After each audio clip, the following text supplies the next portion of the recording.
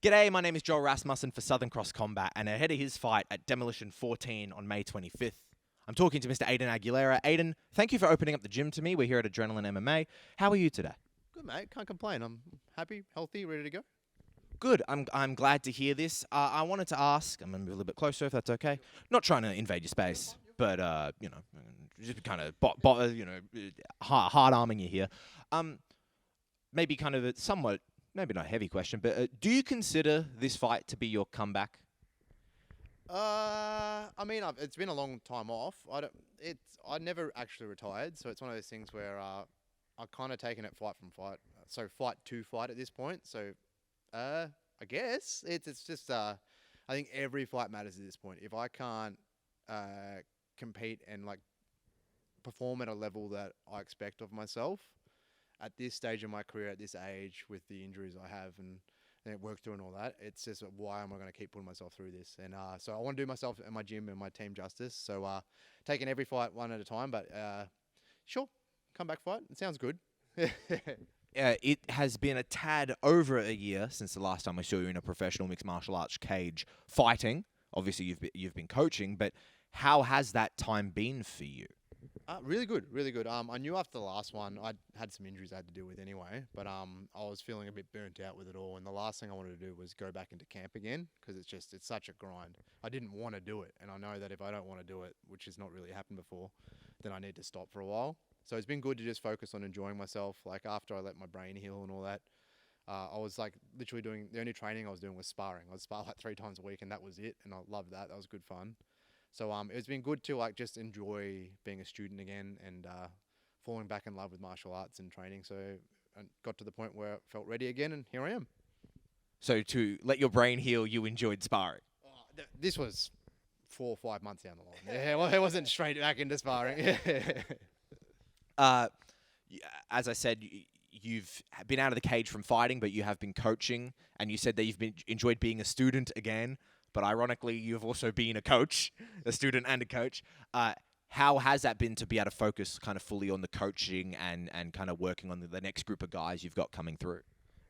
It's awesome. It's a really fulfilling thing. Like we've got a lot of coaches here. So to be honest, like Chris Brown is the head coach here, and he covers like the core group of professional fighters. But then there's a whole crew of amateurs coming up. So been really cool to focus on the business and the gym and grow it. And it's getting to a really good spot here. Like the place it's going to be packed in a couple of hours. But yeah, really enjoyable. Really enjoyable. Before you were involved with Adrenaline, and because you're a co-owner, correct? Yes. Before you were in that, did you ever consider yourself like a businessman, or did you just kind of like fall into it? I still don't consider myself a businessman. I'm a terrible businessman. I kind of just fell into it. Like, did the full-time work thing for close to a year, and then decided, nah, this isn't for me. Like, I hate this. So went straight into fighting because I've always trained. And then over time, funnily enough, Chris just one day pulled me aside and said, look, like, if you're willing to run the business for me, like, I'll give you half. And here we are. Yeah. Now, over my time being a journalist and meeting with fighters, I get to know a wide array of personalities. And fighters, much like people, are people. And they, there's not exactly a cut. They're all different. That being said, and I'm sure you've heard this a million times before, you have the best nickname I've ever seen in fighting ever. And I wanted to ask, in a sport that is as serious as fighting, how do you apparently seem to be kind of so funny and jovial and like lighthearted in stuff like that? I mean, it doesn't matter what you say, you're going to get locked in a cage with the guy and fight regardless. And I'd like to think that my work speaks for itself when I'm in there. I don't feel like it has lately. I've had a really weird run of fights, so looking to hopefully amend that soon. But it's one of those things where why take yourself so seriously? It's with all the social media, everyone's got these tough guy nicknames. Like no one in this country's ever killed someone in a cage fight. None of us are skull smashers or anything, grim reapers, assassins, all that. Just have fun with it. Like I love this sport. I love competing, and I want to have fun. So yeah. How far into your career did that nickname come? Did you debut with that? How many fights in? That was after my 4th professional fight.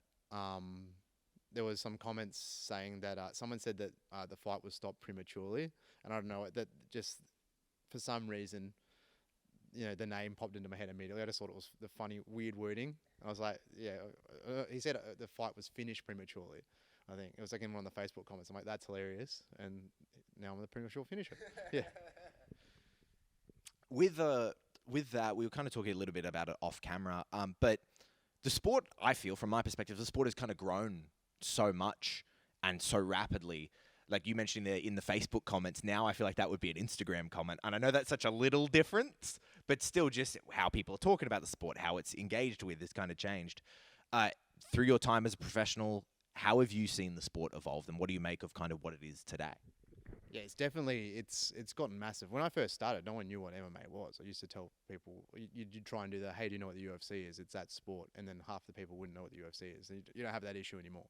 But yeah, obviously the coverage is different. We've got guys like you now, which was not a thing back at the start at all.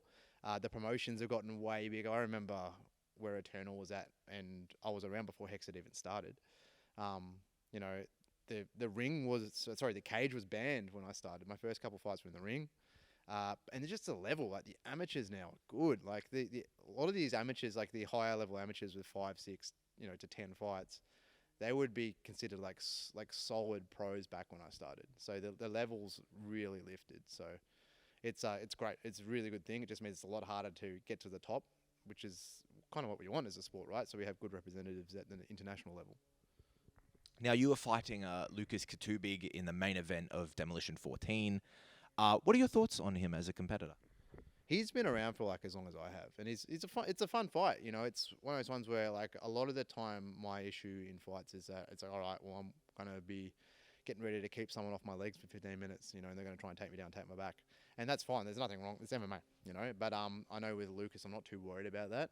He's solid. He's fought a killer's row. Like he's fought a lot of tough guys and done pretty well against a lot of them. I actually remember, I think it was an AFC card a very long time ago. I was in the crowd watching him fight Volkanovski. And Volkanovski had him like a rear naked choke for, I want to say, like 2 rounds straight and couldn't get him to tap. So he's tough.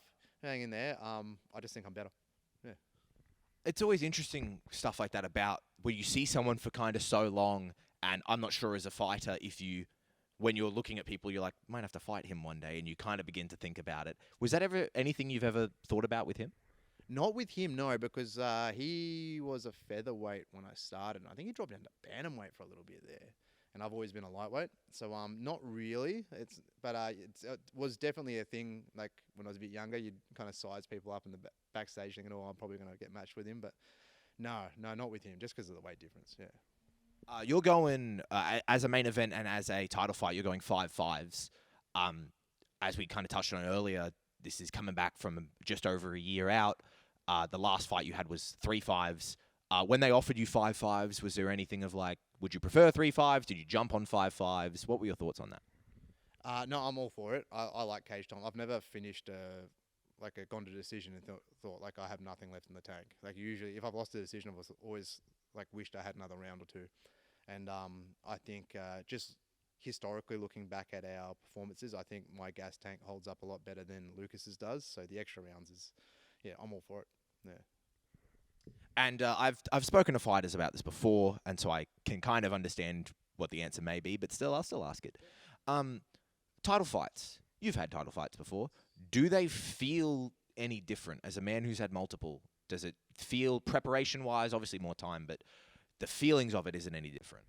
I mean, I've fought for the Eternal title, and obviously that's the big one, and obviously Hex is climbing their way back up. But that one felt big, not to poo-poo Demolition's title or anything like that.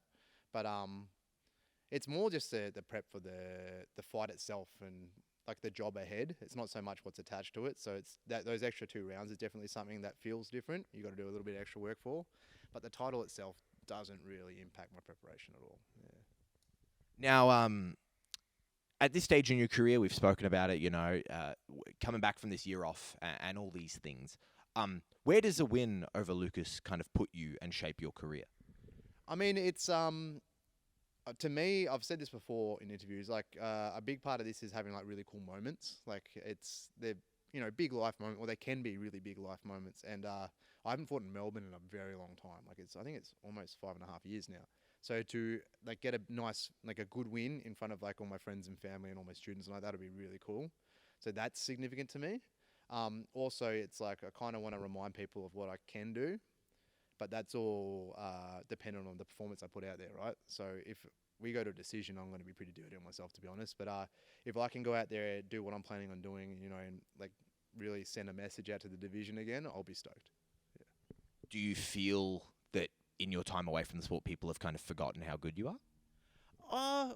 I'm not too worried about it. Maybe that doesn't really bother me too much. It's just one of the things. I feel like my last run of fights has been odd.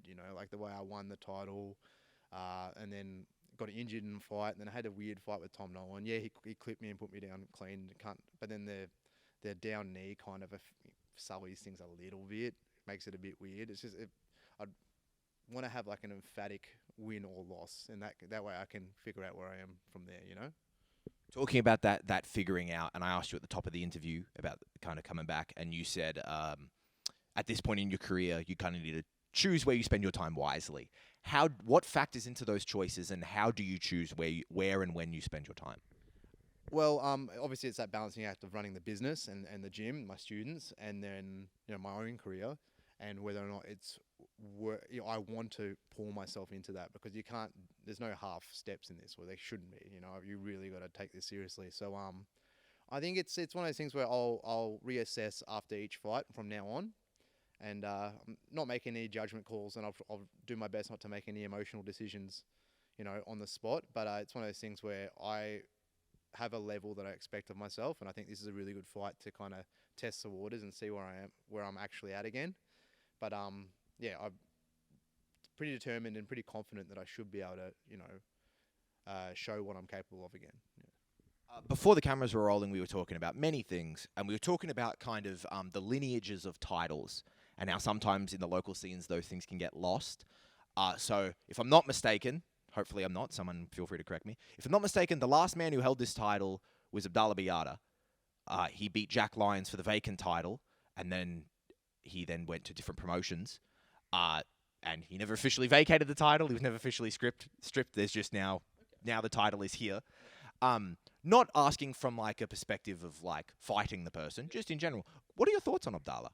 That was good. He's a featherweight though, isn't he? Yes. He came up, got this title, did double champ, went to Hex, got the featherweight title there, the interim, and then went up to try to get the lightweight title, and then lost to Harry Webb in his last fight. I didn't know that he had the Demolition lightweight title. There you go. He's good. He's a good rangy dude. I definitely think his home is featherweight. I think we kind of like he looked good against Webb until he got caught right at the end there. Not to shit on Webb or anything like that, but yeah, he's good. I just don't think lightweight is the right fit for him. I don't think he needs to worry about that. It's not like he's having trouble getting fights at the moment, so he'd be better off staying at a featherweight. Yeah. I thank you so much for your time, Aidan. I have one more question for you. Talking about other lightweights and talking about Eternal. The man who currently holds the lightweight title in Eternal is Quillan Salkill. He also has a very nice mustache. What are your thoughts on Quillan Salkill and his mustache? Very good fighter, good mustache. I think mine's darker. I don't know what that means or if that equates. I've noticed that his career went exponentially better once he grew the mustache. So hopefully I've stolen some, insider tricks from him. We'll see. No, I rate Quillan. He's good. He's well-rounded, solid from a solid team. Like, good fighter. Like, I rate him. Aidan, I thank you so much for your time. Thank you for allowing me into the gym, and best of luck in the fight.